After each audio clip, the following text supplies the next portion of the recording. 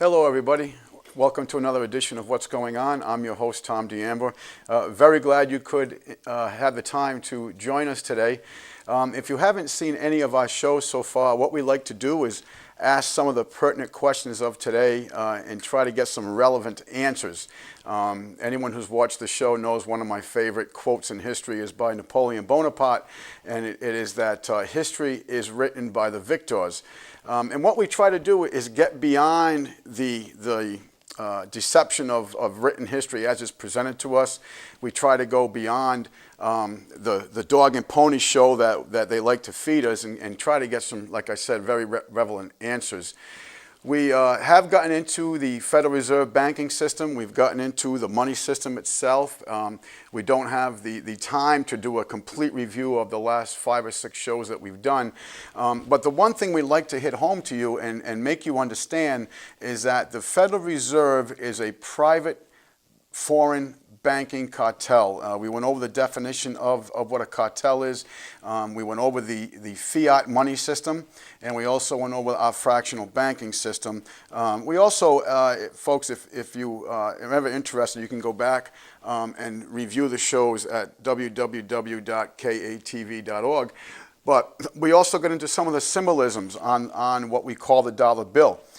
We also looked into the definitions of what money is and what money is not. We've come to the conclusion that we do not have money, that we literally have legal tender that is based on debt. And that's the thing you got to remember, folks. A dollar bill at one time held intrinsic value in gold and silver. We did review the 1789 Coinage Act and stipulated exactly what a dollar was in gold and or silver species. We also got into Executive Order 1110, where John Kennedy understood what was going on. And as president, he actually did an audit on Fort Knox, came to the conclusion that there was no gold there, and that there was $4.27 trillion worth of silver, issued silver certificates through that executive order, and some of them you can still find today. You can go to coin shops and so forth, and you may be able to find them as a collectors for numismatic value. But what they did was, by doing that, Kennedy was taking away the power of the Fed, and they understood this very well, and their deception was about to be exposed, and hence we know what took place on November 22nd, 1963. So with all that being said, again, we don't have the time to get into the whole review, but the big thing that we want you to understand is that the Federal Reserve, again, is a private foreign banking cartel. If you look at some of the main players today, Timothy Geithner, the Treasury Secretary of the United States under Obama, he was actually the president of the New York Federal Reserve prior to taking this post. We have talked in bits about the $14.8 trillion of Federal Reserve notes that have gone to the bankers with no accountability. We discussed how that money was allowed to move offshore. And also, we discussed what that meant to future generations of this nation. And so just some things, what we're going to do is, for today, I know at last show we were going to, I told you that we would talk about war, how they come up with crises to make the people desire the war, or get the fear, the control of fear. Fear is a very, very strong control mechanism.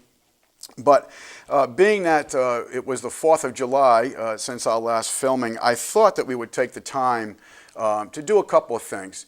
One, to try to get a base understanding of what made people from England desire and risk everything to break away from the foundation of England and pursue their own liberty. You've got to understand, folks, that when the first white people came to this country, they were all English. The majority of them that settled here were English. There were some Dutch, obviously, but most of them came from England, and a lot of them came here because they were being persecuted for one reason or another. But they didn't come here with the desire to separate themselves from England. There had to be a series of events, a series of usurpations that took place against the people for them to desire to separate from England. And what came out of that? What came out of that desire? Obviously, we know of the Revolutionary War, and we hear of our founding documents. But have you ever really taken the time? Did you take the time this 4th of July, number one, to give thanks for all the sacrifices that have been made by so many through such a long period of time? Also, have you taken the consideration of the time when what was at risk for, let's say the 56 signers of the Declaration of Independence? You know, most of these gentlemen were very well off. They didn't have a lot to financially gain by separating themselves from England, by signing themselves on a declaration to do so. It's quite the opposite. They actually put much of what they had at risk. So what I'd like to do, first of all, is let's go over what liberty is and some of the quotes that have come through history with regards to liberty. Liberty, basically, folks, is the ability to live with your own understanding and your own desires and not at the realm of other individuals. Whether it be governmental or non-governmental, liberty is having the freedom to make choice for the well-being of yourself, your family. Well-being is the ability to build a home for one without having to go get permits to get someone else's acceptance. Liberty is having the ability to own land and not have someone else just barely give you a certificate of title so you may stay on it but have to pay a fee to maintain this land. And folks, if you think you own your land, go ahead and don't pay your taxes for a couple of years and you're going to find out who really owns your land. We did get into some of the language of what a certificate of title is. We also got into some of the differences of what an allodial title is. So please, understand that a lot of the gripes, if you would, a lot of the complaints that set these people from England to finally go against, like I said, the foundation of England, was some of the usurpations that have taken place today. Of course, they're a lot more elegant today in their means to acquire this. We have gone over what we know as the Hegelian dialect, where they create the crisis to get the reaction from you, and then they provide the solution. And the solution is always more authority to the government, it's always more power to the government, and it's always more funding to the government. And the other side of that coin is that it's always detrimental to your liberties, all right? So can you imagine that the Founding Fathers needed a license? Now, we went over the word license before, which to be given permission, which otherwise be unpermissionable and or illegal. Can you imagine having to have a license to travel? Imagine having to have a license to work. Imagine having to have a license or a permit to build a home for one, or to own your own land, or to raise your own food. Believe it or not, there are farmers being arrested today because they haven't got permits and all these different things to grow food and to sell the food. So let's take a look, first of all, at what liberty is, some quick quotes, and then we're going to get into some of the founding documents, particularly the Declaration of Independence. Now, please don't say, oh, this is going to be boring, okay? Let's listen to the 23 gripes that the Founding Fathers had to get themselves together, to motivate themselves, to create the desire to separate themselves from England and to risk everything that they had. And you're going to see, folks, that a lot of them lost a tremendous amount, including property, family, and their own lives. So let's take a look at some quotes here. This is from John Adams. There is danger from all men. The only maxim of a free government ought to be to trust no man living with the power to endanger the public liberty. Jefferson went further with this in a letter back to Adams and said that, basically that all men are depraved and that the only way to regulate them, and I quote, was through the chains of the Constitution. It is no dishonor to be in a minority in the cause of liberty or virtue. And this I want to say to all the patriots out there, all the Americans that are starting to wake up, starting to ask questions, looking for answers. I want you to take heed to that. Let's read that again. It is no dishonor to be in a minority in the cause of liberty and virtue. I don't know how many of you have ever read Rousseau on revolution, but revolutions go through stages. And to me, we are in the 1763, 1766 period right now, if you want to do a comparison of time with regards to the American Revolution to today. 1763, a gentleman by the name of Thomas Paine came out with a 47-page pamphlet and was called Common Sense. And you can go on the internet and find this, but what it did was it informed the people and made the people ask questions. And when they saw the answers they didn't like, they organized themselves. And they went through a long period, literally at about 11-year period of petitioning the king for redemption and regrievance. I mean, this is what they were looking to do. But the king had deaf ears and forcing the hand of the American colonists. And as we know, in the beginning of our battle for independence, according to history, only 3% of the American population desired to sever themselves from England. And it was different acts and different events that took place that swung the other people to join on. But anyway, I just wanted to make everyone understand here that is trying to educate themselves to what's going on. Number one, we are growing. We are growing tremendously. We grow in numbers every day. And I will just give you an example in the early 90s, I used to listen to a shortwave program, and this one gentleman was all excited because, he estimated he had 40,000 people listening to him. And I got to tell you, folks, I was jubilant. I was excited about 40,000 people. Well, now the same radio programs are averaging, 2 million people a day with 4 million hits on their websites every week. The powers to be, the bankers, understand this. See, the clock is running at really a double-edged sword. One, yes, we're gaining in the info war and the educational war, but because of our gain, the reaction, the bankers have to escalate their plans. And that's why things are moving at such a rapid pace today, because as we gain, they must counterattack, and we gain some more. And this is what's going on. But anyway, I digress again. Anyone who watches this show knows I digress quite a bit because it's one big entangled web. And anytime you break into any part of that web, the rest of it is exposed to you. Here's another quote from Samuel Adams. If ye love wealth greater than liberty, the tranquility of servitude greater than the imitating contest for freedom, go home from us in peace. We seek not your counsel nor your alms.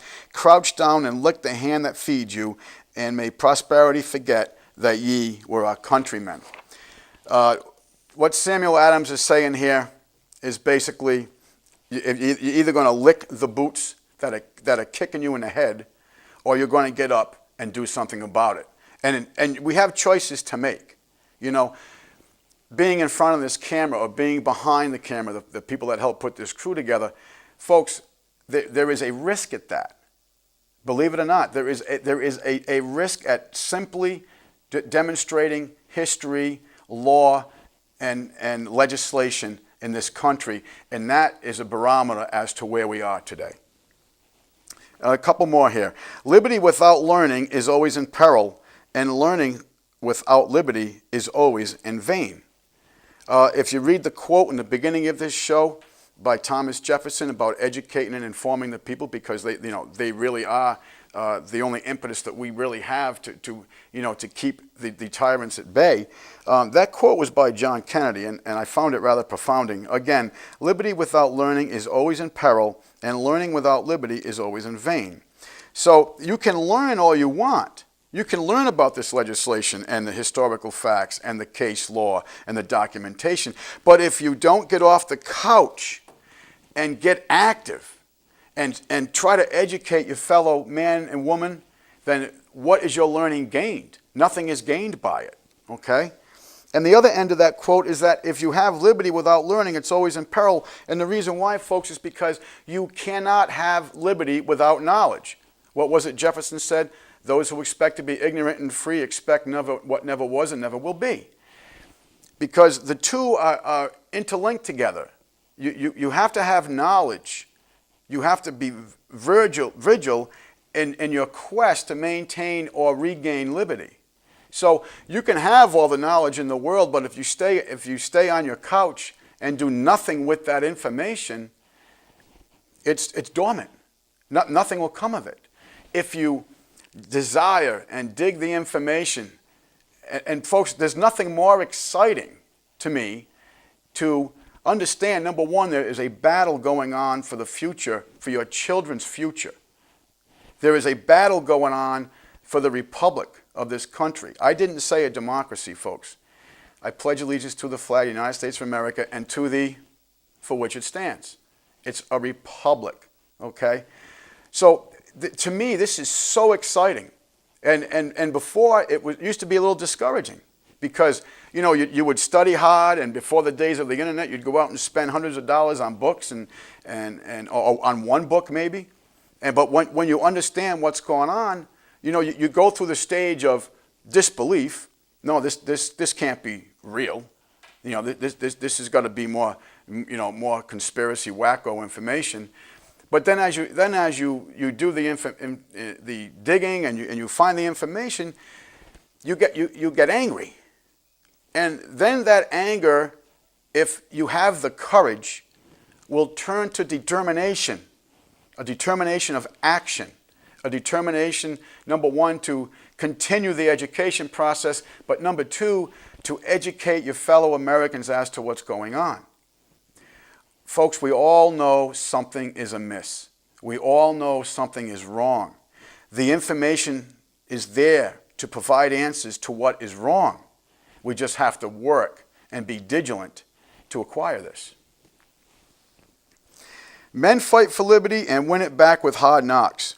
Their children, brought up easy, let it slip away again, poor fools, and their grandchildren are once more slaves. That's D.H. Lawrence. D.H. Lawrence was an author. He wrote a lot of American literature, traveled around the country tremendously. But that quote is from a book called Classical American Literature. So I just want to do a couple more real quick. Nations grown corrupt, love bondage more than liberty. Now let's stop right there. Where are we in this country? Right now, folks, we imprison more people than any other country in the entire world. That includes China. That includes Russia, the supposed evil empire. And also, folks, think about this. 72% of the people that are in prison today are in for nonviolent crimes. They're in for statutory infringements. Very, very important. And let's not forget how much money, because the prisons, a lot of them are owned privately, funding, authority is being gathered by this system. And how many political prisoners are there? Including congressmen who have gone on the congressional floor talking about the bankruptcy of the United States. And who comes to mind is Representative Jim Traficant out of Ohio. If you ever read the book Targeting Traficant, you will be amazed at, number one, the evidence that was fabricated and literally fabricated, the lying that went on, and number two, what the judge would not allow Mr. Traficant and his defense to present. Again, why? Because he went forward. He went forward on the public record. He spoke of the bankruptcy, what we've been speaking of on this show. But they love bondage more than liberty. That's where we are. And bondage with ease is less strenuous than liberty. And what are they saying there? What they're saying there is basically, when you get to that point that you're in bondage, the only way you're going to break the bands of bondage, again, is by becoming active. It's going to take an effort on your part to turn this around. And by the way, that was John Milton.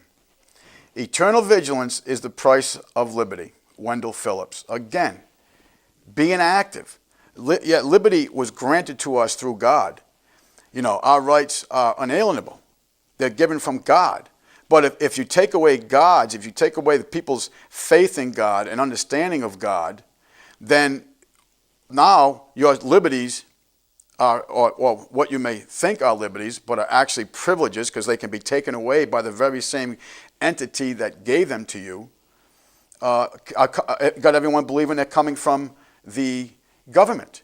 Folks, one of the big misunderstandings of the Constitution is that it's not a book to regulate your rights. The Constitution was written to regulate the actions and rights and duties of the government. It's telling the government that you have the right to bear arms. It's telling the government that you have the right to gather. It's telling the government you have the right to freedom of the press or free speech. It's not telling you. This document was desired, created, and presented as a limitations on the government, not on you. They've had completely flip-flopped this around. The only secure bulwark of continuing liberty is a government strong enough to protect the interests of the people, and a people strong enough and well enough informed to maintain its sovereign control over the government. Now, this ironically came from Franklin Delano Roosevelt, who did more to destroy the Constitution, probably in the top 3 presidents of the United States. Rather interesting. Of course, the next quote right next to that sort of says why that he said that. Liberty doesn't work as well in practice as it does in speeches. Will Rogers. So I think that's what Franklin Delano Roosevelt, again, to sound good in a public speech, came up with that. But it's right on the money. It's just too bad that he was not being truthful in his language. The contest for ages has been to rescue liberty from the grasp of executive power. And that's Daniel Webster. Let's get into that a little bit, because when you think about how this government was set up, it was set up in complete checks and balances. Okay, the executive was to be checked by going by the Congress and the Senate, and it was a revolving triangle, because everybody had someone of equal power checking on them to make sure to do what? To make sure they stayed within the boundaries and limits of the Constitution. But now, through executive orders, now through signing documents and so forth, they've completely disrupted that check and balance system. The President of the United States is basically a king unto himself right now, except for he has to answer to the bankers that keep his insolvent corporation that as the government running with credit. And that bankers would as the Federal Reserve banking system. So, the $14.8 trillion that the bankers have gotten, again, with no accountability. Go ahead and Google, if you would, Senator Bernie Sanders asking Ben Bernanke, Mr. Chairman, are you going to tell the American people with what has happened with $14.8 trillion of their money, will you give them accountability? And Ben Bernanke looks right at Mr. Sanders and says simply, no. That's what he said. That was his answer. No. Not no, I'm not, or, Senator, I have no recollection. No, he just basically said no. And the reason why is because the Federal Reserve is a separate entity unto itself with regards to the federal government, and it has a superior position with regards to the federal government because the government has gone insolvent to them, and that happened in 1933. We've gone over this on the show. If you've missed it, I apologize. For time constraints, we don't have the ability to do it again right now, but that's basically what's going on, folks. Okay, the reason why they're sucking the last drops of blood out of the stone that is the United States of America is, number one, because they have the ability to, through the bankruptcy and through controlling the issuance of our currency. To go over a quote that Baron Rothschild said, we covered it earlier, give me control of a nation's money, I care not who makes its laws. Why? Because he's going to control all the legislators that create the laws. Okay, liberty has never come from the government. Imagine that. Liberty has always come from the subjects of it. The history of liberty is a history of resistance. Again, this is from Woodrow Wilson. Again, one of the top three who ever destroyed the United States of America. As a matter of fact, we did cover his deathbed confession when he said, I am a most unhappy man. I had unwittingly destroyed my nation because he gave control of our banking system to the Federal Reserve, again, which is a group of foreign international bankers. And that's who controls everything. This is why all these crazy trade agreements have come into play. So let's get into a little bit. I hope you enjoyed them quotes on liberty, but all of them had to do with what? With you getting active. With, number one, keeping the people informed. Number two, using the information that you gained from educating yourself and getting active. And right now, we are in the education process. And that's the war that needs to be won at this point. So what made the Declaration of Independence? Why was it created? Why go through the struggle of breaking the bond of England? And we went into it a little bit before, but what it really comes down to, folks, yeah, there was some problems with taxation without representation, and some other things that they did, quartering of soldiers amongst the people, the regulating and/or confiscation of firearms. And that's another thing, folks. History will show to you that there has never been a government that registered firearms and did not confiscate them. Understand, that's why they want you to register them in the first place. So what made these people who, number one, there was 56 signers. Number two, what made their representatives back at each individual colony, and what made the people want to go ahead with the struggle of liberty against the mother country, if you would. I mean, like I said, this was the foundation to them. England was their foundation. So first of all, let's get into the risk that was taken by the 56 signers, because they signed this, and then it had to be presented to the states for ratification, to the colonies. So they had everything at that point to lose. They did not know if it would be ratified. They didn't even know if it would be entertained to be ratified. Okay? Grant you, some of the states didn't send delegates there, and not all signed. You'll find some pretty big names in the American founding era that did not sign basically the Constitution.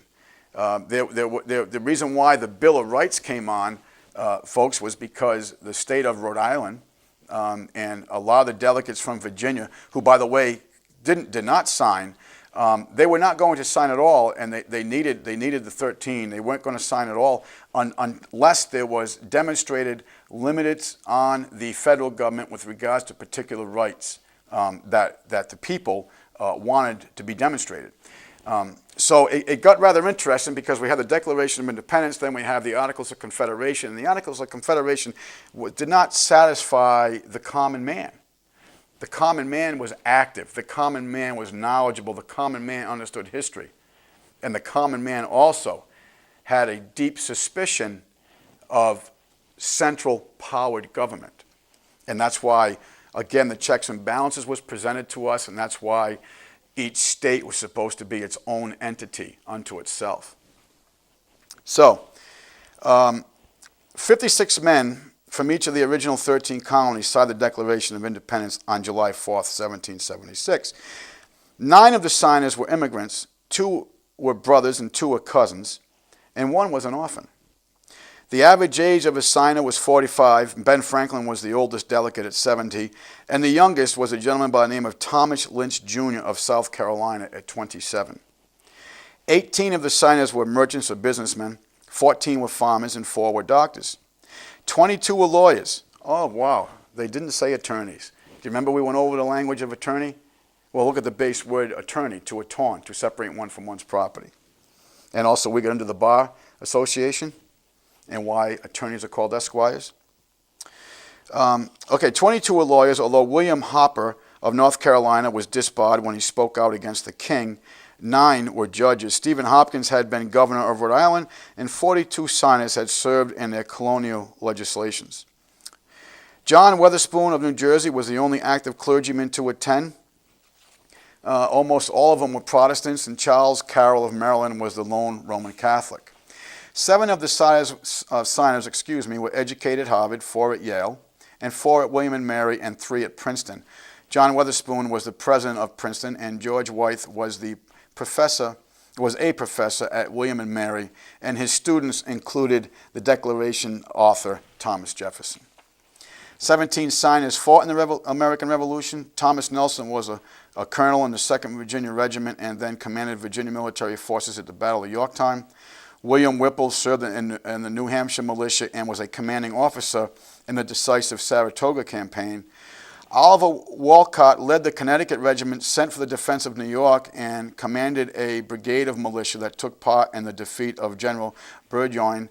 And Cecil Rodney was a major general in the Delaware militia, and John Hancock held the same rank, which would be major general, in the Massachusetts militia. So folks, think of this. Would this happen today? You've got a bunch of rich people, very well off, taking the risk by not only actively participating in the combat, okay, but also taking the risk of losing their lives for the cause here. Now, how many of your politicians are off in Iraq and Afghanistan and all the other countries that we're bombing today? Not one. How many of their sons and daughters are? I think there's 4. Okay? I want you to understand what these gentlemen, they put it all on the line, including the horrors of war. They didn't sign this document, make profits off the war, and then sit back and watch the common man bleed. And if the cause was successful, fine. If it wasn't successful, fine. Because number 1, I'm protected, and number 2, I'm making more revenue. Understand that. These people took risk. The British captured 5 of the signers during the war. Edward Rutledge, Thomas Haywood, and Arthur Middleton were captured at the Battle of Charleston in 1780. George Walton was wounded and captured at the Battle of Savannah. And Richard Stockton of New Jersey never recovered from his incarceration at the hands of the British loyalists. He died in 1781. Folks, Richard Stockton wound up in Hudson Bay on a starvation ship. And I'm sorry the name escapes me right now, but the thing I do remember about this ship is that 11,000 captives from this ship died in the sequence of war. What it was they anchored it right in Hudson, in the Hudson Bay. And as you became a prisoner, they put you in the bottom of the boat, in the hull of the boat. They didn't feed you. It was death and disease. Can you imagine the horror? Pitch blackness. Can you imagine the horror? No food, no clothing, no warmth, death and disease. They open up a hatch to come and take the dead out, and whatever numbers went out, they put fresh people in. Think of the horror of that. Terrible. Thomas McKean of Delaware wrote John Adams that he was hunted like a fox by the enemy, compelled to remove my family 5 times in a few months. And Abraham Clark of New Jersey had 2 of his sons captured by the British during the war. 11 signers had their homes and property destroyed. Francis Lewis of New York, his home was razed and his wife taken prisoner. And she actually died from her wounds and was abused in ways that we don't want to even speak of on the show. John Hart's farm and mills were destroyed when the British invaded New Jersey, and he died while fleeing capture.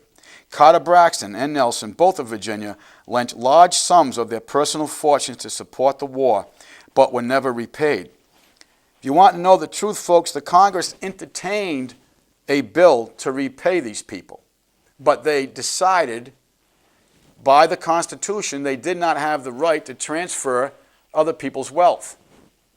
Look what happened in 1964 in this country when President Johnson declared the war on poverty and created the welfare system, which, by the way, we've put over $4 trillion into since then.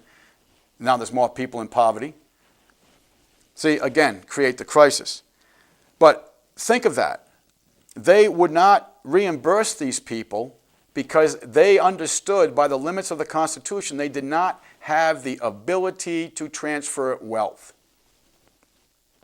15 of the signers participated in the state's constitutional conventions, and 6, Roger Sherman, Robert Morris, Franklin, that'd be Ben Franklin, George Clymer, James Wilson, and George Reed signed the U.S. Constitution. Folks, out of all these people, out of the 6 here, Roger Sherman out of Connecticut, what a courageous soul. He actually signed all 3 of the founding documents, the Declaration of Independence, the Articles of Confederation, and the Constitution of the United States. And he's the only one to have done that. Courageous, courageous man. After the Revolution, 13 signers went on to become governors, 18 served in their state legislatures, 16 became state and federal judges, 7 became members of the House of Representatives, 6 became U.S. senators, James Wilson and Samuel Chase became Supreme Court justices, Jefferson, Adams, Elbridge Gerry out of Rhode Island, each became vice president, while Adams and Jefferson actually later went on to become president. 5 signers played major roles in the establishment of colleges and universities: Franklin and the University of Pennsylvania, Jefferson with the University of Virginia, Benjamin Rush, who was, folks, the doctor of the Revolution, at Dickinson College, Lewis Morris, New York University, and George Walton, the University of Georgia. Adams, Jefferson, and Carroll were the longest surviving signers. Ironically so, folks, both Adams and Jefferson both died on July 4th, 1826. It was the 50th anniversary of the Declaration of Independence. Ironically so, Carroll was the last signer to die, and he died all the way up to 1832 at the age of 95. Rather interesting. That's just a real brief understanding of, number one, the risk. I want to get into a little bit more depth here of what happened with particulars. So bear with me. Again, 12 had their homes ransacked and burned. 2 lost their sons serving in the Revolutionary Army, and another 2 had their sons captured. So not only did they take the risk of losing their fortune, they sent their sons into the battle for the victory of the cause. How many of your politicians do that today? None. None of them are over in Iraq, and if they are, they're working out deals so they can make more revenue with KRB and Brown and Root and all the rest of them over there, Halliburton and the rest of them. Okay, 24, some of this we went over before. 24 were lawyers and jurists, 11 were merchants, 9 were farmers and large plantation owners. You know, all men of means, all very well educated, all with a lot to lose. Carter Braxton of Virginia was a wealthy planter and trader. He saw all his ships swept from the seas by the British Navy. He had to sell his home and properties to pay his debts and died in rags. Thomas McKean was so hounded by the British that he was forced to move his family almost constantly. He served in the Congress without pay. Oh my God. Think of that. Serving the Congress without pay. But you know what? I'm going to give you a little ray of hope here. There is one congressman who doesn't take a penny and never has for serving the people of Texas. His name is Ron Paul. Never taken a penny for serving the people of Texas. Okay, he served in the Congress without pay, and his family was kept in hiding. His possessions were taken him by the British, and abstract and complete poverty was his reward, never to regain his fortune. Soldiers looted the properties of Dillier, Hall, Clymer, Walton, Gwinnett, Hayward, Rutledge, and Middleton. At the Battle of Yorktown, Thomas Nelson Jr. noted that the British General Cornwallis had taken over the Nelson home for his headquarters. Thomas Nelson quietly urged General George Washington to open fire. Washington, when you read the ins and outs of this battle, wasn't going to do it. Washington understood that Nelson had, one of the big finances of the war, had given so much and had lost so much at this point that George Washington thought they could wait him out. His logistical supply lines were severed, believe it or not, and the French was to his rear in the seas. So Washington wanted to wait him out. Nelson urged George Washington, and I quote, "As long as he has my house, destroy it. Destroy my house and rout the general from my home." And that's exactly what he did. Some of you may have seen the movie The Patriot. And you know when Cornwallis gives this, which is a true quote actually, he gives the famous quote of, how did this happen? A bunch of, ragtag scoundrels basically. And what that is, he is, that in the portion in the movie, he's in Nelson's house at that point.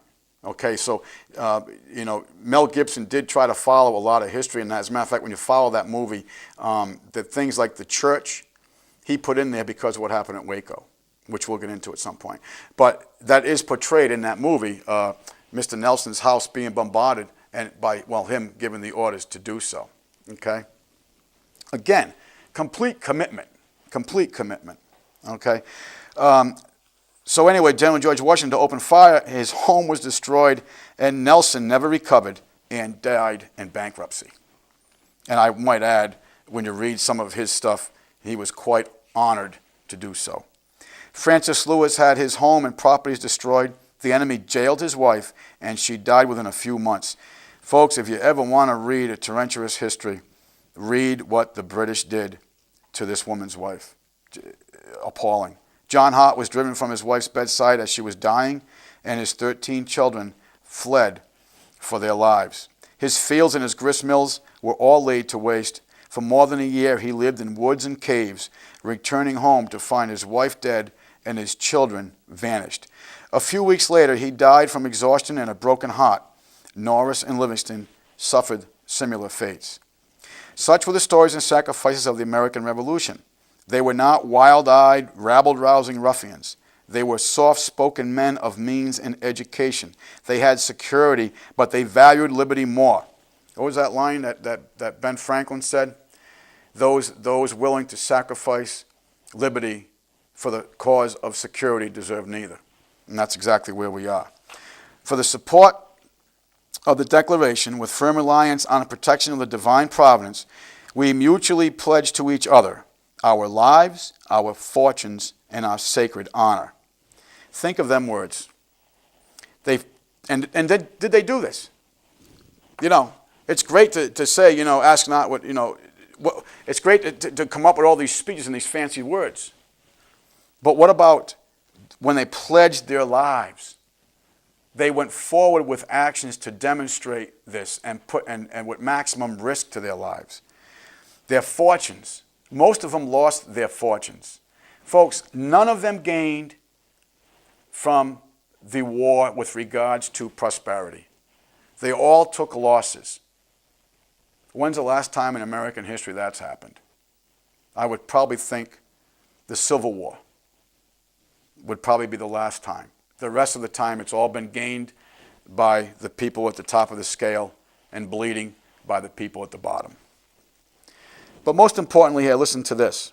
And our sacred honor. Where is our honor as a people today? We can't even get off the couch. We think we're being educated because we watch a television that 24/7 is the same information, redundancy, consistently redundant, and all coordinated. Why do you think that is? Because they don't want you to think. They don't want you to ask the questions to find the pertinent answers that need to be done today. Folks, for sake of time, we have to close there. I hope you enjoyed this program today. Next week, what we're going to get into is the Declaration of Independence itself. What were the 23 gripes, if you would, that the Founding Fathers presented to the King and declared to the world why they were severing themselves from the King, from the love that they knew as England, why they were taking all the risk to do this. They knew this was going to bring war upon them. This wasn't going to be a war they were going to read out of a book. This was going to be a war that was going to be in their front yard. So folks, with that being, we'll close for now. We thank you very, very much for watching, and remember, your government is your business, and we thank you.